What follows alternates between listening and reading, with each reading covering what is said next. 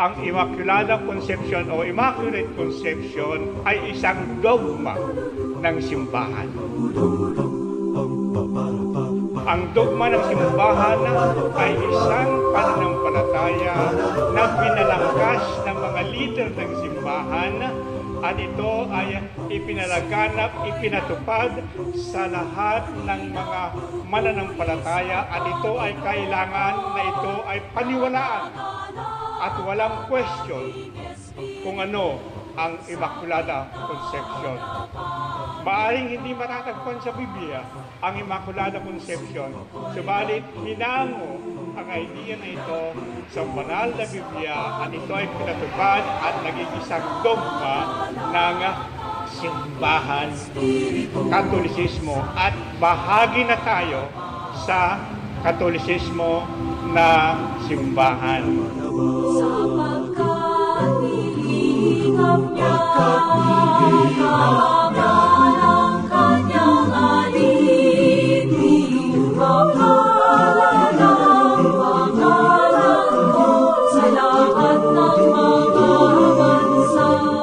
Si Maria, isang tinig lang ang kanyang pinakinggan. Ang tinig ng Diyos mula kay Anghel Gabriel, na sinabi ng Anghel sa kanya, ikaw ay kalugod-lugod ng Diyos at ikaw ang magsisilang ng anak ng Diyos. Kaya sabi ni Maria, hindi na nagdalawang isip, maganap nawa sa akin, matupad nawa sa akin ang kagustuhan ng Panginoon. Subalit tayo ngayon, masasabi mo natin, matupad sa akin ang sinabi ng Panginoon. Mahirap natin gawin. Nagpupuri sa Panginoon, nagagalak ang ating Espiritu sa aking tagapagligtas.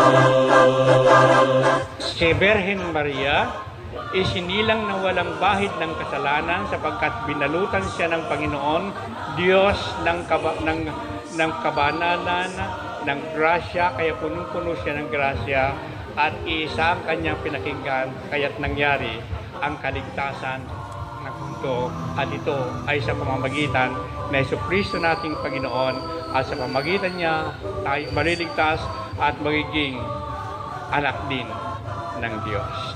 Aking Espiritu sa aking tagapagligtas.